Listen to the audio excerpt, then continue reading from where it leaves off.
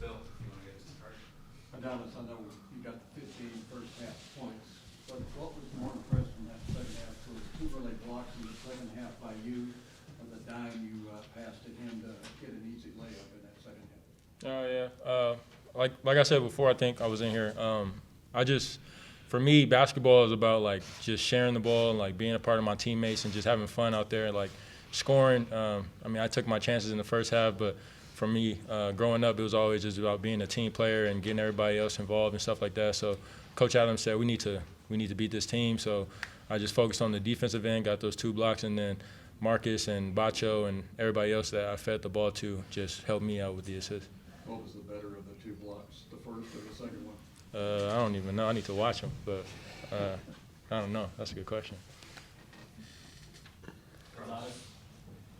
Adonis, we saw on social media you went to the gym for like an early morning workout after that Kansas game. Why'd you do that? Honestly, the gym is always a place where I can just relax, let go, and not think about anything. So when we came back from Kansas, I had a lot on my mind. Talked to my mom, my little sister, talked to God as well, and just going to the gym, I had to release some stress that I had, and didn't leave till about 5. So that was good for me. And then Marcus, what did you guys execute well to slow down Iverson Molinar holding to 12 points? Our main focus was just defense, making it uncomfortable for him. Try to get charges on him because when he likes to shoot his floaters, he like jumps far away, and just making it just uncomfortable for him because he's the head of their snake. So if we stop him, we knew we would be able to get the win. So our main focus this whole game was defense and rebounding. Adonis, kind of going back to that, going back into the lab, I guess, how much did that kind of help you going into the day, or is it just part of your routine that you always kind of go there? Oh, that's a part of me. Going to the gym, even when I'm doing good, it's just a place where I can just be myself and not really think about much. And just be in the gym and just be there. The basketball bouncing and the net swishing and all type of stuff like that. Just being in the gym, it just relaxes me. Speaking of relaxing, how important was it for you to score the first 7 points of the 8 and just to kind of get you kind of locked in there?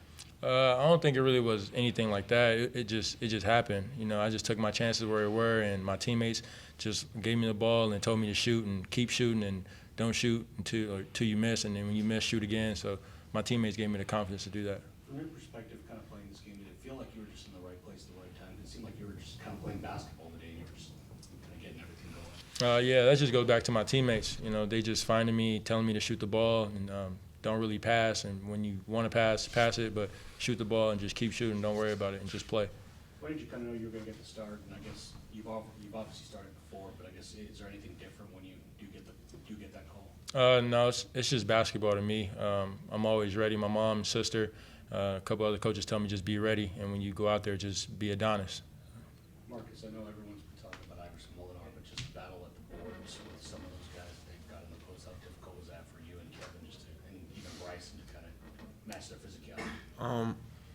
I wouldn't say it was really difficult, like no disrespect to them or anything like that. It's just when we put our mindset, like all bigs and our guards too, that we put when the whole team puts our mindset to getting rebounds, I think it really comes easy because that's just an effort and a mentality. Like you don't need to be on or off shooting, getting rebounds. So that's something you should bring every day. And like that was our main goal this whole time was defense and rebounding. So I wouldn't think it was hard. Once we all commit to it, I felt like it was like really easy because we're all like 6'6" and above.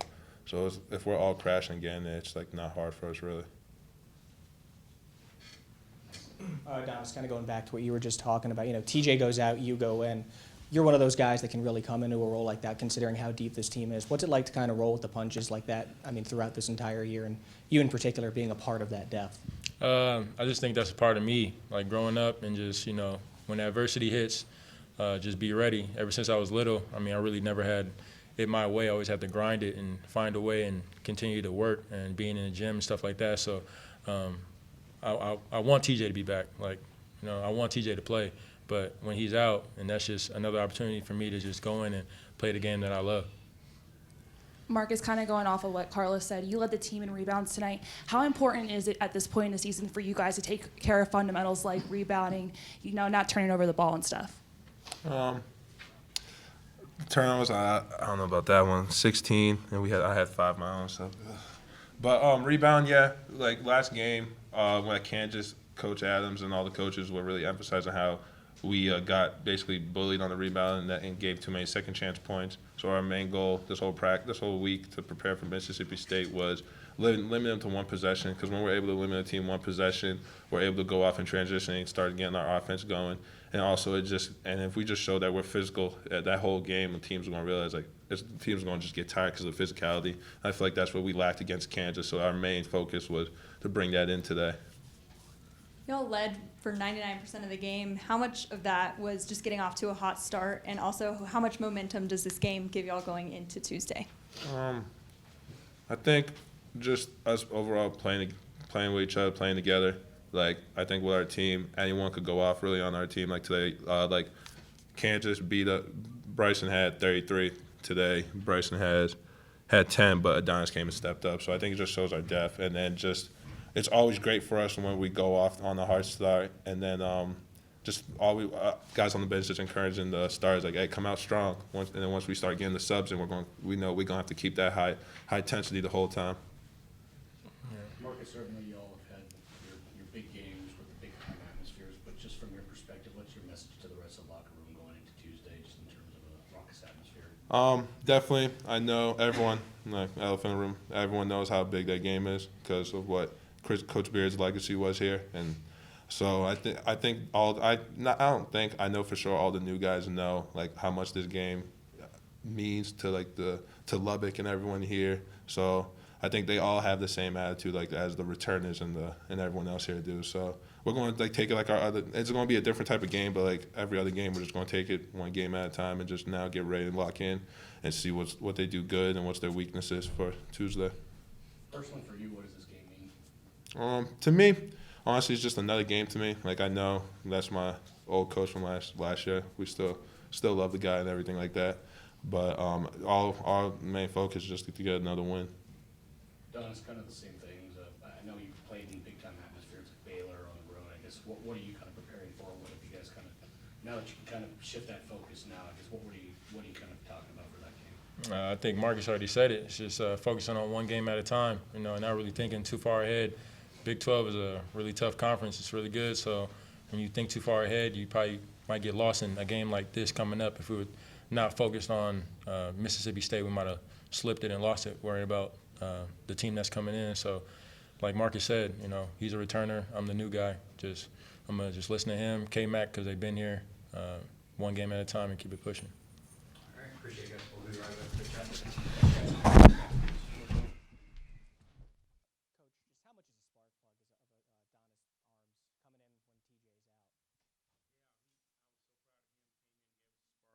From the very beginning, showed a lot of confidence and made some big plays and got us going. It's really, proud of him. Not surprised. We've seen him, just show signs of greatness. And again, I thought we saw that tonight. That said, any update on TJ's status? Well, it's still up in the air, but there's a chance he might play on Tuesday. We'll just have to see. He'll be close. We'll see. But it's certainly. Yeah, same issue, but he's had some more treatment. Seems to be getting a lot better. So, Coach, you guys were really big on the boards tonight, and you got the rebounds when you really needed them to most. How was the physicality of the team tonight?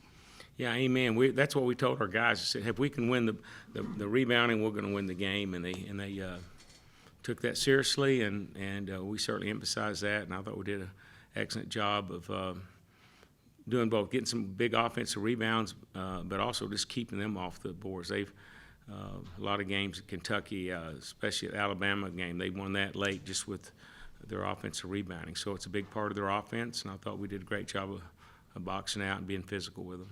Malik also provided you guys with some really valuable minutes tonight. Come on, his performance. Yeah, he really did. I was so pleased to see him getting out there and making everybody better, and he was calm and just made a lot of nice plays, and he's very comfortable at that point guard position. So I thought he certainly helped us, and I think he can use that as a confidence builder himself. Coach, Did you talk? Oh, go ahead. nope, you're good. Go for it. Did you talk about your ability to play very high level defense without fouling? You only fouled 3 times in the first half, 10 for the entire. It's called good officiating. That's what that is, Joe. Well, you know, we one of the reasons I think was that we didn't foul as much because we had so much respect for Molinar, the point guard, that we backed off him a little bit and just tried to stay in front of him. And he's an excellent driver and just gets to the paint anytime he wants. And we were trying to stand the gaps and double team him, and that was one of our focus points because he shoots nearly 90% from the free throw line. So. And then with the other guys, we didn't feel like they had a lot of great scores, and we just want to make sure we kept our hands up and earn everything they could get. So, and that's a good point there. I thought we showed a lot of discipline when you do that, and just sharing the ball, the discipline, the teamwork. I thought our intensity on defense, it made it for a really good game for us. A lot more balanced scoring tonight. 4 guys in double figures. Was that something you were glad to see tonight from your guys? Yeah, well, you're always excited when you can share the ball and spread the points around. It makes it difficult for opponents to scout you and focus in on just 1 or 2 guys. So it helps us. And you look down our lineup, we've got a lot of guys that can score in double figures. I mean, nearly the entire team can. We've seen Clarence and of course, Davion, Kevin, all those guys scoring double figures, and even Buzo, which is a really good shooter. So we have a lot of firepower coming off the bench. Mark, I know we can talk about Adonis's points, but the 7 dimes that he had and those 2 blocks to start the second half were very outstanding. Talk about his defensive effort. Yeah, I think you go back and you talk about Adonis, you start with his size and athleticism. He is a big guard and gives teams problems because of his length and his athleticism and his just ability to get off the floor quickly, and he's got a jump shot that's hard to contest or block, and with that athleticism, he can certainly finish at the basket, and then you take all of that, and he also sees the floor well. So he's one of our best passers. So, but these are things we've been saying all year about him, and it was great to see him have such a great performance. You spoke about yesterday how prolific of a scorer Iverson Molinar is. What was it like going into this game, kind of suffocating him? Oh, well, it was nervous for me because I was having nightmares about him because just watching him, it just seems like no one's been able to stop him all year, and so that was our goal. Anytime he caught the ball, we were all trying to all 5 guard him, and I think that frustrated him a little bit. And then when he didn't have the ball, we tried to make it a little tougher for him to catch it. So that's always the best way to stop a scorer, don't let him catch the ball. And then the next game coming up on Tuesday is a game that a lot of people have been talking out for a long time. How do you block out the noise with the rest of your guys so they don't get lost in that type of extra distraction? Yeah, I really just want to enjoy today and not even talk about that game coming up on Tuesday. We'll enjoy this one here and hope we have I know we'll have a great crowd and a lot of energy, and it'll be really loud on Tuesday. We can all count on that, and I hope that our team's ready for a very tough and physical team that Texas has. Coach, it's no secret that Bacho is a crowd favorite. So to see him progress so far this season, at this point in the season, what's been so impressive about his game so far? Well, that's one thing you can't coach is someone that's 6'11" or 7 foot tall, and he just makes it so easy when he blocks a shot or gets a dunk, and